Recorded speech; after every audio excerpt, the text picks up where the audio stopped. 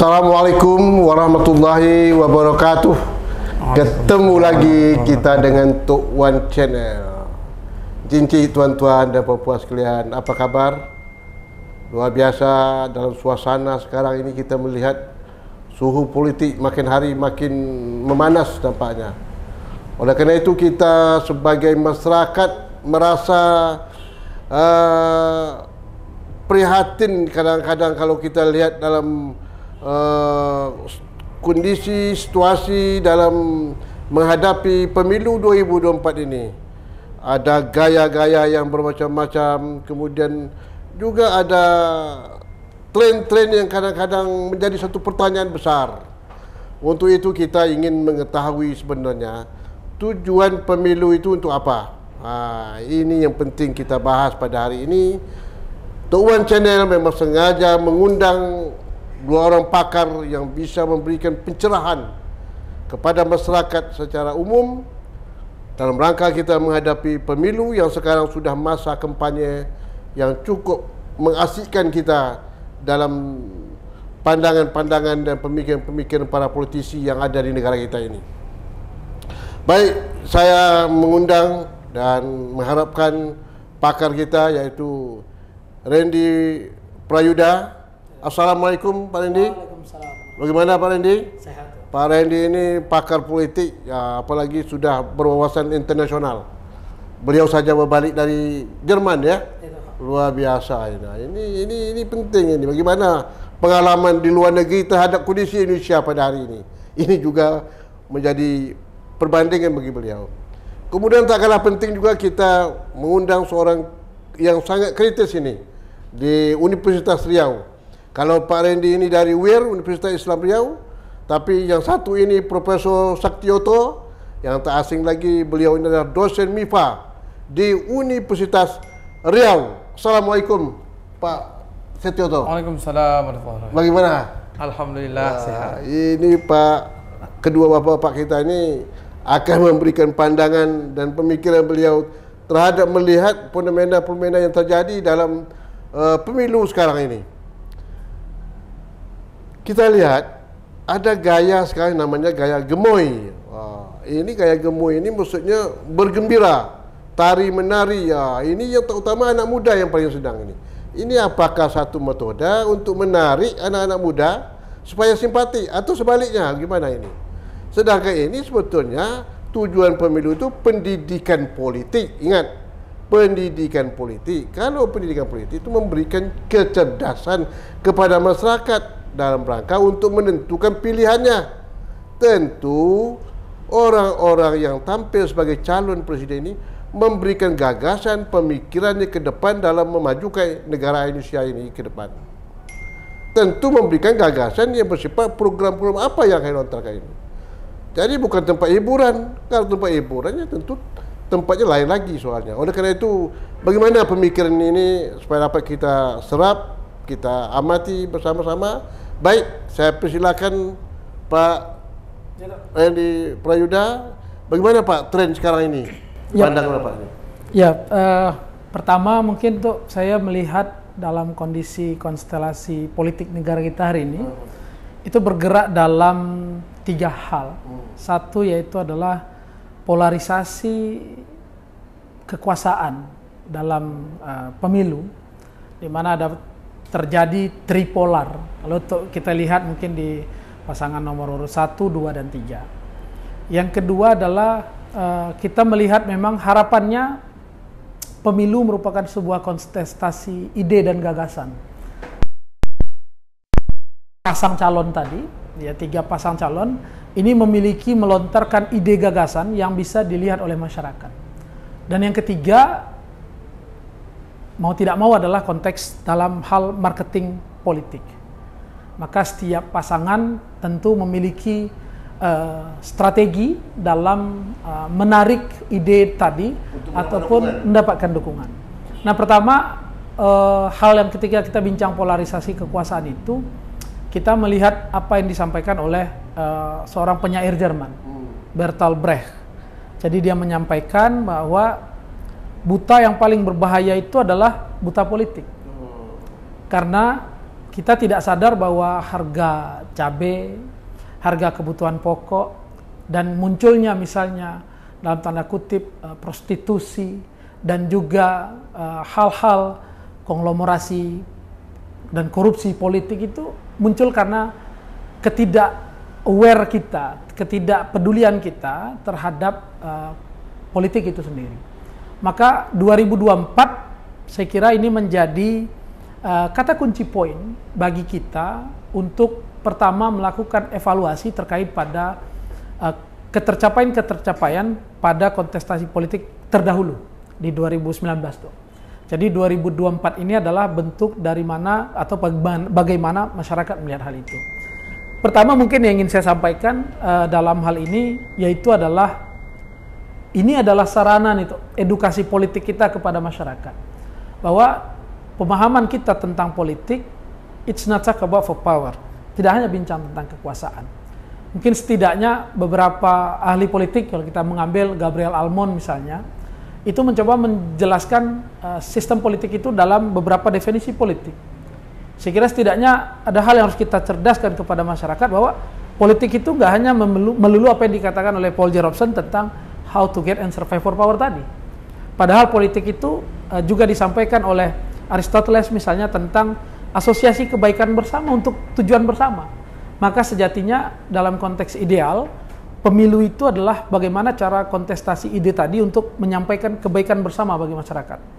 Dan yang ketiga dari definisi politik itu adalah bincang tentang bagaimana pengelolaan sistem pemerintahan negara kita yang di Albert Montesquieu katakan dengan konteks trias politikanya. Maka saya kira walaupun definisi hari ini kita bincang pemilu itu adalah bagaimana menciptakan kekuatan-kekuatan politik tadi, tapi paling tidak hal ini tetap kita berpegang teguh bahwa ini adalah tata kelola pemerintahan yang baik. Dan yang keempat juga definisi politik ini juga bincang tentang apa yang kita sebut tadi dengan asosiasi kebaikan bersama.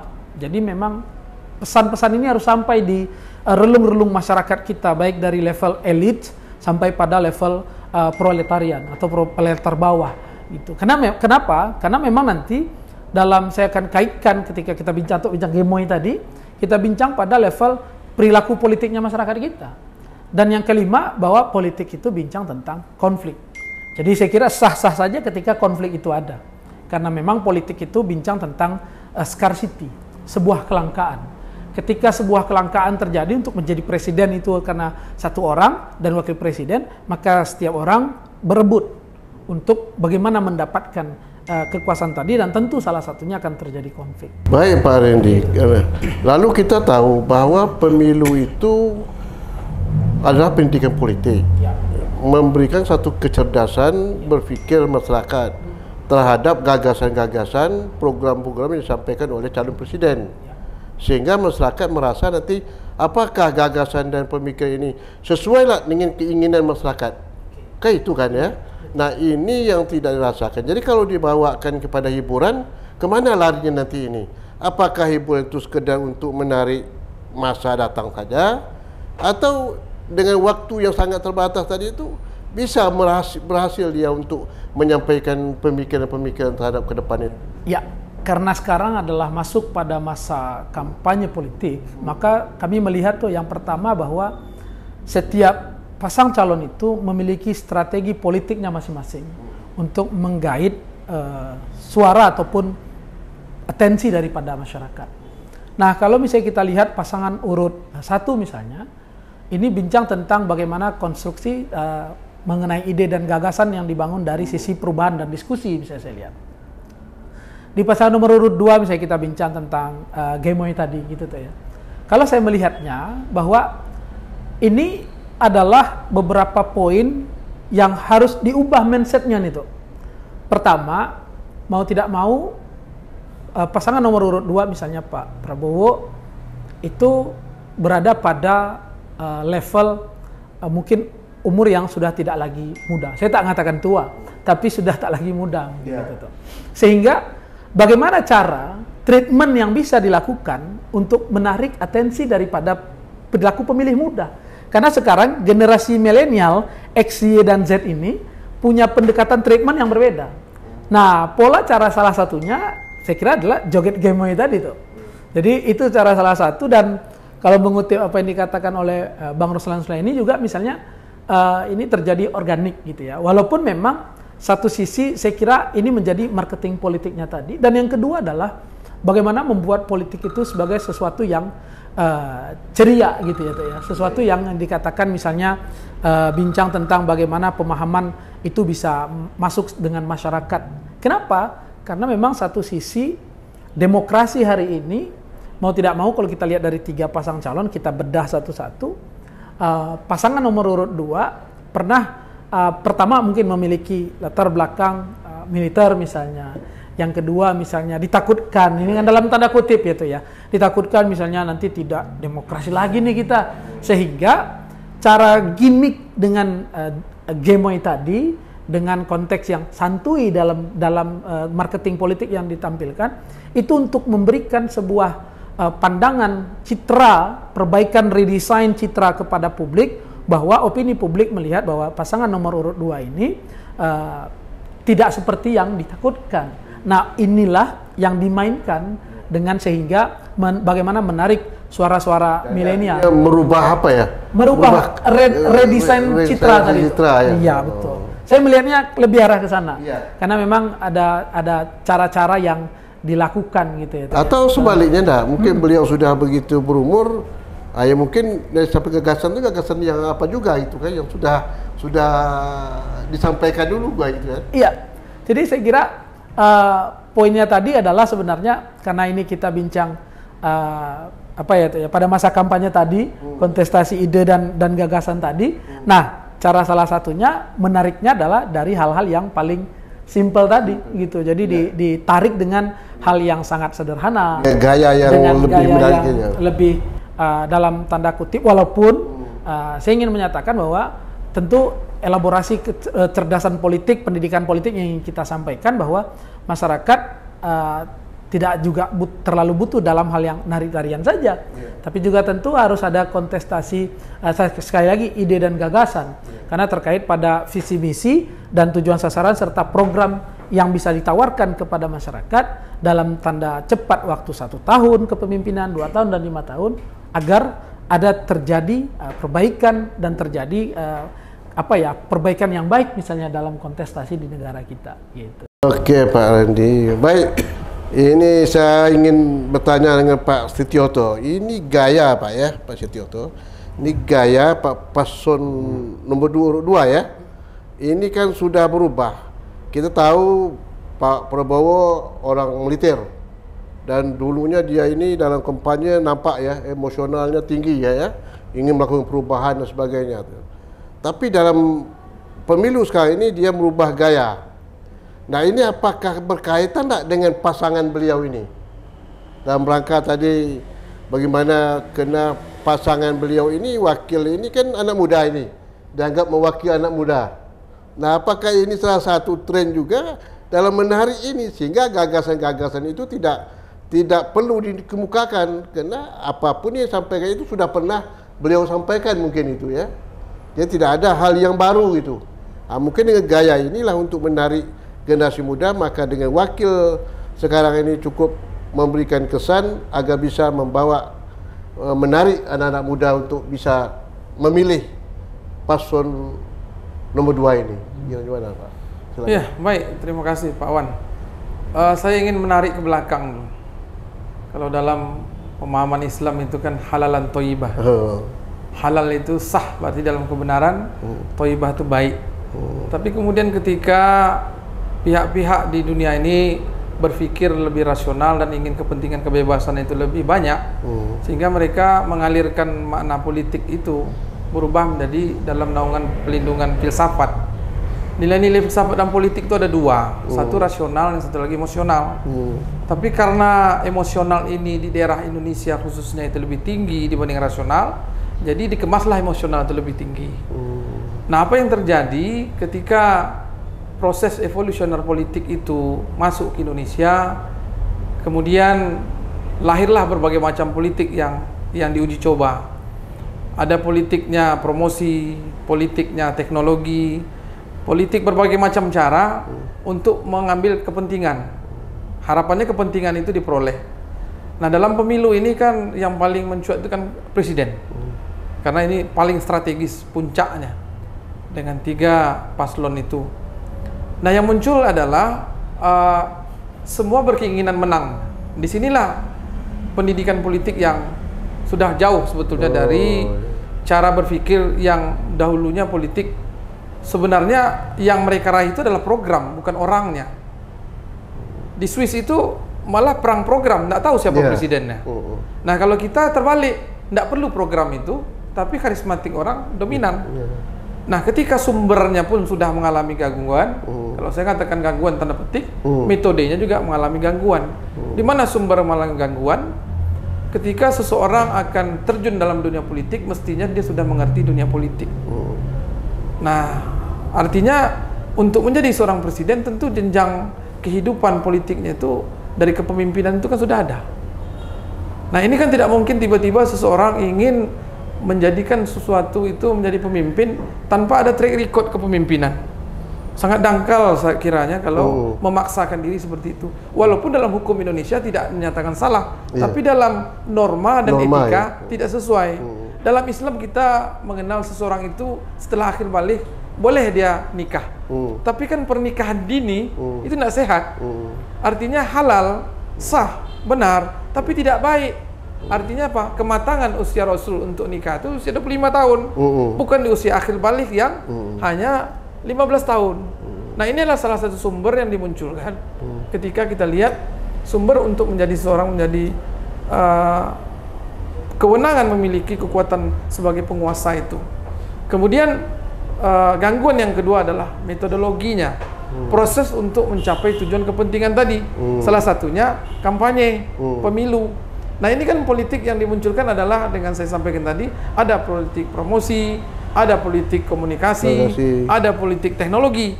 Dan karena dunia sekarang sudah banyak menggunakan penggunaan media-media yang luar biasa, sehingga masyarakat akan terbuai dengan kepentingan supply dan demand tadi. Kalau mereka menginginkan proses di mana demand itu happy, senang dengan hal-hal yang berbau gemoy tadi, maka itulah yang dihanyutkan. Saya ambil satu contoh. Kalau dalam metode itu tadi satu orang yang takut akan berbuat baik ditambah dengan satu orang takut berbuat baik, maka dia akan menghasilkan 2 orang takut juga berbuat baik. Takut dia. Atau takut berbuat jahat juga demikian, karena satu orang takut tambah satu orang takut, dia akan takut, 2 orang takut. Tapi kalau sudah 100 orang takut ditambah dengan 100 orang takut, dia tidak menghasilkan 200 orang takut, tapi 200 orang berani. Nah, politik itu membuat bukan konvergen tapi divergen. Ketika divergen itu menuai keinginan yang sama, sehingga kebenaran dan kebaikan itu akan sirna, dan kita akan hanyut dengan hal-hal gemoy. Saya termasuk orang yang kurang setuju memberikan suatu kebenaran atas hanya mengandalkan rasa suka dengan tanpa memberikan pendidikan politik yang luas kepada masyarakat. Biar sajalah masyarakat akan belum mencapaikan titik temu bagaimana pendidikan politik itu, tapi mereka lambat laun akan suka menikmatinya dibandingkan dengan memaksakan dengan selera rendah atas dasar suka. Nah, inilah satu hal yang kurang etis ya menurut saya. Siapapun paslonnya, kalau mengarahkan kepada rasa suka saja kepada seseorang, maka hancurlah di mana letak program pembangunan yang akan dipegangnya sebagai penguasa nanti. Dan ini luar biasa. Saya mencontohkan lagi pada sisi sumber. Seseorang bisa dinyatakan sebagai tokoh politik dan akan duduk sebagai kepemimpinan kalau dia memiliki tingkat kemampuan yang luar biasa. Contoh, orang akan mampu melukis yang abstrak misalnya, berarti dia sudah memiliki kemampuan yang tidak abstrak. Saya contohkan lagi, Afandi Afan itu, lukisan Afandi itu adalah lukisan yang luar biasa abstrak, sehingga orang sanggup membayar dengan harga mahal. Tetapi ketika dia diarahkan dengan lukisan yang sederhana, dia bisa juga lakukan. Tapi kenapa dia sudah di atas itu? Berarti dia sudah mampu dalam dunia politik yang sederhana, apalagi yang tinggi. Nah, kalau tidak mampu melakukan seperti itu, artinya individu itu saya mengatakan menjadi politik stunting, politikus yang tidak bergizi sebagai sumber. Bagaimana mungkin dia bisa bergizi menjadi seorang politikus kalau tidak mampu untuk mempertahankan kemampuan dirinya. Jadi Indonesia sekarang saya tengok mengarah kepada sesuatu yang revolusioner ya, sangat berbahaya dalam dunia politik. Dibiarkan tanpa peduli apa itu program, asalkan masyarakat mau menerima seseorang itu, perkara isi belakangan. Yang penting disenangi. Ini risiko yang berbahaya. Jadi perlu kita sampaikan, pendidikan politik itu memang harus diberikan. Suka tidak suka pada masyarakat harus terbedakan. Mana yang menjadi tolok ukur, menjadi nakhoda negara ini, mana hanya sekedar main-main. Kalau main-main dianggap satu metode untuk mengantarkan kepada tujuan yang mulia, ini berbahaya. Nah, itu saya kira yang perlu digarisbawahi. Dan ini ada upaya untuk melakukan pendangkalan ya. Dalam penangkalan baik dalam segi pendidikan politik maupun dalam penangkalan pengertian kampanye itu sendiri. Ya enggak, pendidikan politik itu tidak mencerdaskan masyarakat. Ya enggak, dan masyarakat tak sadar kan hak dan kewajiban dia dengan adanya gaya-gaya itu. Kemudian dalam kampanye ini juga tidak tepat. Karena kampanye itu tadi dikatakan untuk menyampaikan gagasan-gagasan, program-program apa yang bisa dicerna oleh masyarakat itu kan ya. Nah, ini yang tak habis pikir kita pada hari ini, apakah gaya masyarakat kita pada hari ini sudah larut ini dengan perubahan-perubahan yang dibikin tadi itu oleh orang-orang tertentu ini. Dan ini kan perlu ada satu kajian ini sebetulnya ini. Apa sebab masyarakat kita bisa terpengaruh dengan cara berpikir demikian, sehingga yang mengkritisi itu tidak banyak itu, terutama partai politik yang pendukung partai politik sendiri yang terbawa arus juga. Ya ini Pak Setioto, kita lihat sekarang ini partai politik ini tidak memberikan tu warna juga yang jelas terhadap hal ini. Ya, jadi banyak hal-hal yang kontemporer ya yang muncul dalam perpolitikan kita sekarang ini. Jadi yang dimunculkan itu mestinya hal-hal mendasar dalam suatu masyarakat itu untuk mengenal politik. Memang tingkat pendidikan tetap menjadi andalan. Sangat tidak mungkin seseorang itu berpolitik hanya mengandalkan kepada dengan dasar pengalaman saja, metodologi yang silih berganti, berterusan. Saya berikan contoh lagi. Seseorang akan bisa naik sepeda kalau kita beri teori dulu. Teori ketika dia dikenal bagaimana naik sepeda. Kemudian setelah dia mengerti, kita sebutkan pegang stangnya, pegang kayu pedalnya, pandang ke depan, itu tatanan yang kita arahkan ke mereka. Tapi kalau sudah smart, sudah mampu, sudah baik, sudah pandai, dia akan mengarahkan dengan tangan sebelah aja bisa naik sepeda. Dengan lepas tangan dia bisa naik sepeda, dengan satu roda bisa naik sepeda. Itu artinya apa? Dia sudah melewati jenjang pendidikan dan pengalaman bersepeda. Akankah bangsa ini kandidatnya yang hanya langsung disuruh naik sepeda tanpa mengetahui, berteori, berpengalaman? Dan ini adalah contoh sederhana. Nah, apa riuh politik di masyarakat? Sebenarnya yang sekarang terjadi apatis. Masyarakat ada kesan muak dengan kondisi itu. Kenapa? Karena seluruh partai, seluruh kandidat, seluruh elemen-elemen dalam pesta demokrasi ini, mulai dari presiden sampai pemilihan di tingkat kabupaten kota, itu bercampur aduk, sehingga masyarakat hampir kurang peduli. Disinilah sebetulnya harus diberikan pemantauan. Pendidikan politik yang harus kita berikan bukan bersifat ada kasus ya, kuratif ya, pengobatan politik baru kita arahkan. Tidak, ada kasus baru disampaikan. Tapi pencegahannya dari awal udah disampaikan.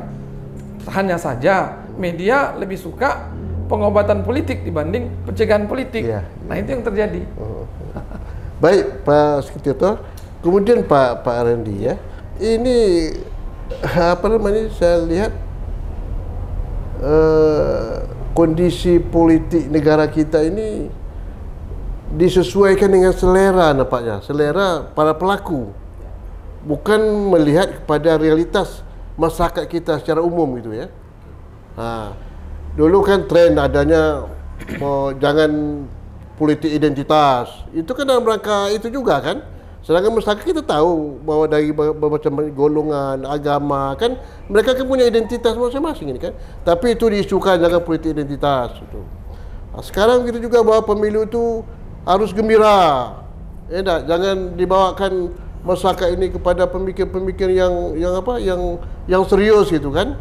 Ini tren-tren ini apakah memang diciptakan dalam rangka tadi untuk mendangkalkan tadi dalam pengertian pendidikan politik negara kita ini. Kalau ini terjadi, negara kita mau jadi kemana ini sudah nanti ini?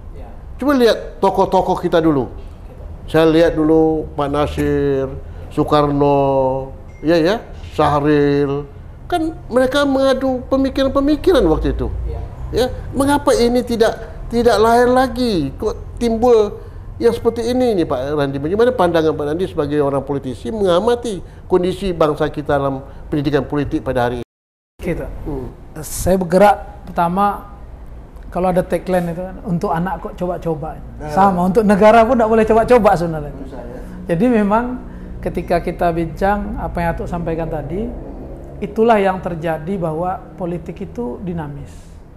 Dan yang kedua adalah kalau kita ngutip dinamis politik di sini ini maksudnya apa ini? Artinya adalah dia bergerak, isu bergerak, semuanya selalu berubah-ubah. Kenapa? Karena kalau kita ngutip teori Barat, kalau kata J. Palmerston itu, in a politics there is no permanent enemy and permanent friend. It has only permanent interest. Artinya dalam politik itu tidak ada kawan sejati dan tidak ada lawan abadi. Yang ada hanya kepentingan gitu. Nah, saya kira kita terjebak dalam arus itu hari ini.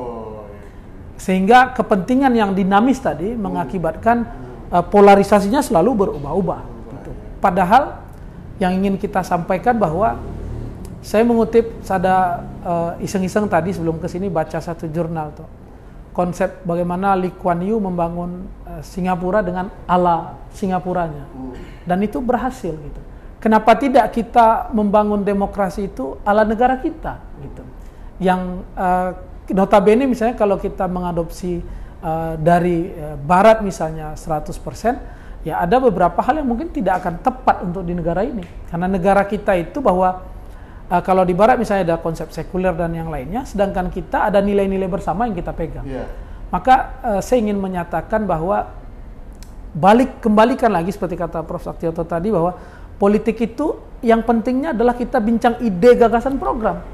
Kenapa? Karena tuh kita melihat gitu ya dalam teori, walaupun dalam perilaku memilih itu ada beberapa hal yang berpengaruh. Katakan konteksnya identitas, tadi politik identitas. Ya memang salah satu hal yang mempengaruhi seseorang memilih itu adalah suku, agama, dan ras. Itu tak bisa kita pungkiri itu. Itu teori. Dan yang kedua adalah program, itu yang disebut dengan rational choice, pemilihan rasional. Nah, yang sangat disayangkan adalah masyarakat yang bergerak dalam budaya politik yang disebut dengan budaya politik parokial, masyarakat kita mungkin yang berada di kampung-kampung atau berada di daerah gitu tuh ya, masih terjebak memilih itu karena kesenangan dan sesuatu hal yang tidak substantif gitu. Sedangkan kalau kita ingin bincang 5 tahun mau dibawa kemana 5 tahun negara kita ke depan, itu bincang tentang ide dan gagasan. Maka ini bergerak dalam budaya politik yang partisipan. Artinya siapa partisipan tadi? Adalah orang-orang yang sudah memiliki pemahaman, pengetahuan, dan dalam tanda kutip adalah tingkat pendidikan tadi.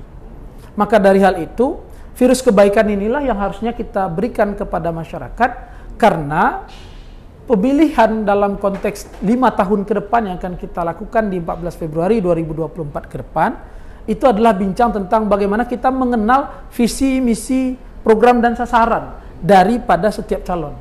Walaupun dalam tanda kutip berbagai cara itu dilakukan oleh berbagai pasang calon, itu adalah hal yang saya kira masuk dalam strategi politiknya.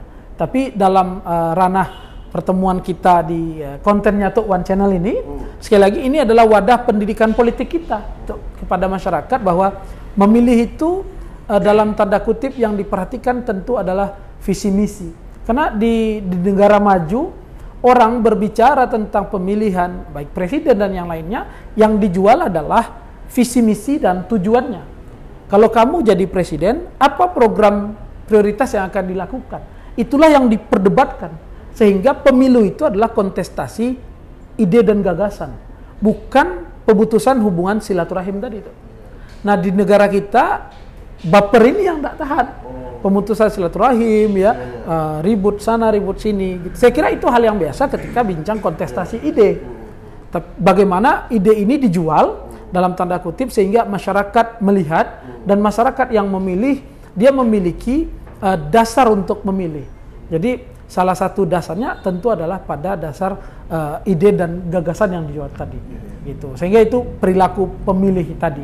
Karena sekali lagi pemilu yang berkualitas itu lahir daripada pemilih kita yang cerdas memilih. Maka poin pentingnya tadi ketika kita bincang teori sistem, maka poinnya adalah pada inputnya tadi, gitu. Pada inputnya untuk diproses dalam pemilu, dan hasilnya tadi output kalau dalam teorinya David Easton itu menghasilkan sebuah pemerintahan yang baik tadi. Nah, maka poinnya, kata kuncinya adalah 3 bulan ini menjelang Februari 2024 ini adalah menjadi momentum kepada kita untuk mengenal, memahami, dan meyakinkan apa yang dijual oleh pasangan calon tadi terkait pada ide dan gagasannya tadi. Betul Pak, ini perlu nih Pak Sektioto, ini dikatakan perubahan. Jadi yang akan datang ini perubahan yang harus dilakukan ini, apa yang terjadi pada hari ini harus dikembalikan balik pada nilai-nilai yang ada hidup di dalam kehidupan bangsa kita. Kita ini kan apapun yang kita lakukan, para politisi kita atau penguasa kita, itu kan tak terlepas pada nilai bangsa kita dengan Pancasila tadi itu kan itu. Nilai moral kan harus ditampilkan itu kan. Kalau gaya misalnya gemuk itu kan, kalau konteks dari moral, rasa saya itu kurang pas betulnya itu. Apakah kita ajak anak-anak muda kita nih dengan cara menari-nari yang begitu itu, orang pendidikan politik itu bermoral, kira itu? Baik, ini sebetulnya menarik.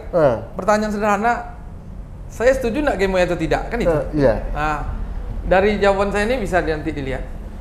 Ini sebetulnya ulah dari perbedaan antara pemilihan langsung dengan pemilihan perwakilan. Kalau seandainya Gemoy ini kita taruh ketika Undang-Undang Dasar 45 kita kembalikan, tidak laku Gemoy ini. Iya kan? Perwakilan itu yang memilih presiden. Apakah Gemoy ini layak ditampilkan? Saya kira tidak. Tapi ketika kita sudah melakukan proses dengan pemilihan langsung pada usia hari H-nya itu 17 tahun KTP-nya, berarti dia sudah punya hak untuk memilih, dan itu kalangannya segmen masyarakat yang kalangan muda sangat banyak, dan mereka diinginkan untuk memilih kepada pasangan calon yang disenangi. Yang disenangi kan ukurannya kan happy, bukan rasional dengan kecerdasan, visi misi, bukan itu. Nah, kalau dijawab, bolehkah Gemoy itu dipasangkan atau digunakan? Boleh, asalkan setiap individu itu dari masyarakat yang akan memilih mengerti siapa orangnya. Mengerti siapa orangnya, lalu tahu programnya. Gemoy hanya sebagai bagian kecil seni saja, bukan secara keseluruhan. Tapi kalau Gemoy, gara-gara Gemoy dia memilihkan seseorang itu udah fatal, salah. Kita bukan melaksanakan Gemoy dalam kepemimpinan. Gemoy hanya satu alih-alih cara untuk mencari perhatian saja. Bumbu-bumbunya saja, jangan terbalik. Bumbunya ada, lauk pauknya tidak ada. Jadi ini terbalik dia. Biarlah lauk pauk ada, bumbu tidak ada, nah itu bisa masih diupayakan. Nah, jadi ini terbalik ini. Orang akan melihat permainan Gemoy ada pada lapisan masyarakat dan muncul sampai kepada orang tua. Nah, kalau orang tua sudah mengerti siapa paslon, bukan jadi persoalan Gemoy. Tapi kalau orang tidak mengerti dengan siapa pasangan calon, Gemoy adalah sesuatu menarik pada dirinya dan dia bisa salah memilih. Atau sebaliknya mungkin ini ada menutupi kelemahan dan kekurangan, gimana? Bisa jadi Pak. Bisa jadi, semuanya itu masalah kekurangan dan kelebihan setiap individu ada. Katakanlah kita memikirkan hanya 3 pasangan calon, pasti mereka punya kelebihan dan pasti juga punya kekurangan. Cuma kan dimunculkan itu kan politik media. Politik media kan mengarahkan arus ya, momentum arus kepada yang punya kepentingan. Nah, kepentingan itu dipolitisir lagi, siapa yang melaksanakan, mana sumber yang melaksanakan, sehingga arus itu akan mencuat menjadi sesuatu yang diterima. Seperti saya bilang tadi, 100 orang takut ditambah 100 orang takut, berubah dia menjadi 200 orang berani. Jadi kalkulasi politiknya itu saya bilang bukan konvergen, divergen gitu. Meluas dia sehingga tanpa disadari yang risau itu malah yang mengerti dengan politik. Yang tak mengerti dengan politik tidak ada persoalan bagi dia. Biasa-biasa saja. Kenapa harus takut? Padahal yang dipegang oleh nakoda ini Indonesia loh. Luar biasa. Negara yang begitu besar, ya enggak? Dan menghadapi begitu banyak persoalan terhadap negara ini, tapi kalau cara-cara begini untuk mencari pemimpin, ya saya sudah tidak cocok lagi kan dengan pandangan apa. Tapi namun demikian Pak Randi atau Pak Sektioto, kira-kira ke depan ini apa langkah-langkah konkret Pak ya dalam pendidikan politik? Ini kan masalah yang saya lihat sekarang ini kan partai politik nih, ya enggak? Ini partai politik kan tadi ada dibilang politik itu tidak ada lawan abadi. Tidak ada kawan yang sejati. Ini pola ini juga kan akibat itu kan. Jadi partai politik itu pada kepentingan, tidak pada ideologi, pada ide dan programnya kan. Ini pola ini apakah perlu pendidikan politik ini dalam kaitan keberadaan partai politik sekarang harus ditinjau balik gimana? Silakan Pak Andi. Ya, saya kira tuh pertama sampai dengan hari ini selain calon independen, partai politik masih menjadi sebuah perahu politik yang mampu mengantarkan seseorang kadernya menjadi penguasa dalam tanda kutip ataupun duduk di kekuasaan. Oleh karena itu, poin pentingnya adalah mari kita mengembalikan fungsi sejati daripada partai politik itu. Artinya adalah kita mengembalikan kembali bahwa peran dari partai politik itu pertama tentu adalah pada level rekrutmen politik. Bahwa partai politik ini mampu merekrut dalam tanda kutip kader-kadernya. Jadi sehingga kader-kadernya yang tentu yang tidak loncat partai gitu ya. Artinya kader-kadernya yang sudah terdidik menjadi kader dan diantarkan. Sudah militan dia. Iya, betul. Nah, yang kedua adalah tentu partai politik itu menjadi sarana ajang sosialisasi politik. Sosialisasi ide dan gagasan daripada partai itu sendiri. Dan yang ketiga tentu selain daripada rekrutmen sosialisasi, partai politik menjadi alat jembatan komunikasi politik bagi aktor-aktor yang bermain di dalam rio gelombang politik tadi itu. Nah, oleh karena itu tentu saran ke depan tentu langkah konkret yang bisa kita lakukan. Yang pertama adalah karena negara kita adalah negara hukum, maka setiap proses pelaksanaan tentu harus taat pada azas hukum yang berlaku. Itu poin penting agar proses ini ya siapapun baik yang berkuasa maupun yang tidak berkuasa, proses ini terjalankan dengan baik. Artinya KPU yang menjalankan lepas daripada dominasi kekuasaan dan yang lainnya, dan yang pemain ataupun dalam aktor politik tadi ikut dalam kontestasi politik mematuhi aturan. Yang kedua adalah saya kira peran media hari ini menjadi poin penting. Kenapa? Karena media menjadi sosialisasi ide dan gagasan tadi kepada masyarakat kita. Karena memang masyarakat kita harus sampai dia pada relung-relung yang bisa dipahami oleh masyarakat tentang pentingnya memilih, saya kira pertama tuh. Karena memang demam apatis ini juga menjadi hal yang cukup tinggi hari ini. Dan yang ketiga tentu adalah dalam hal ini mari kita jadikan pemilu itu bukan sebagai ajang konflik, tapi pemilu menjadi sebagai ajang bagaimana mempertaruhkan kekuasaan itu dalam hal yang positif. Seperti misalnya negara-negara maju lainnya gitu ya, yang mereka sudah bincang politik itu bincang pada ide dan gagasan yang dibangun. Saya kira 3 poin itu menjadi poin penting sehingga masyarakat kita tercerdaskan dan masyarakat memilih karena rational choice-nya. Bukan karena irasional tadi. Saya kira seperti itu. Oke, ini mungkin Pak Sektioto ya, terakhir nih Pak Sektioto.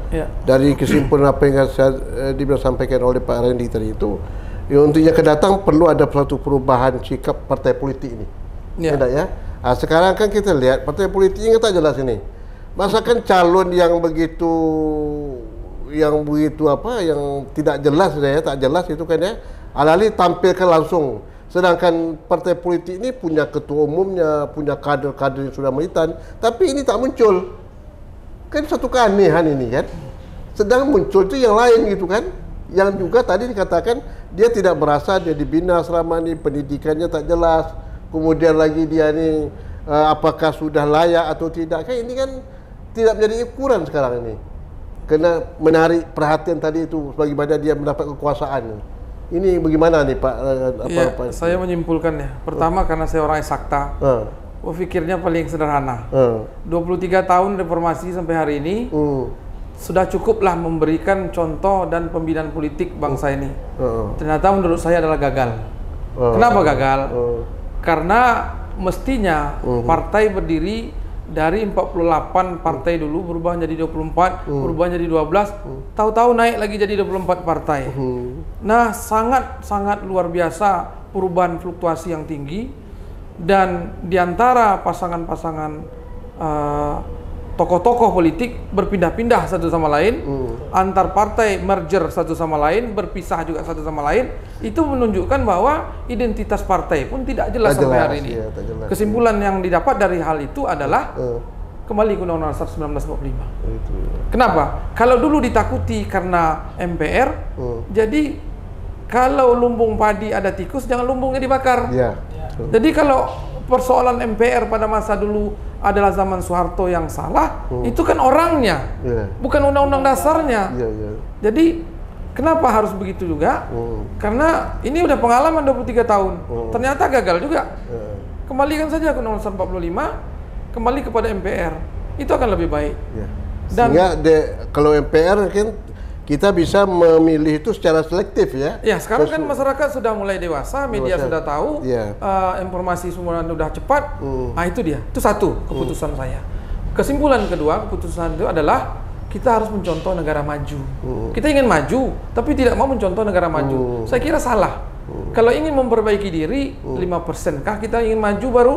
Atau 20%? Atau sudah 70%? Apa itu?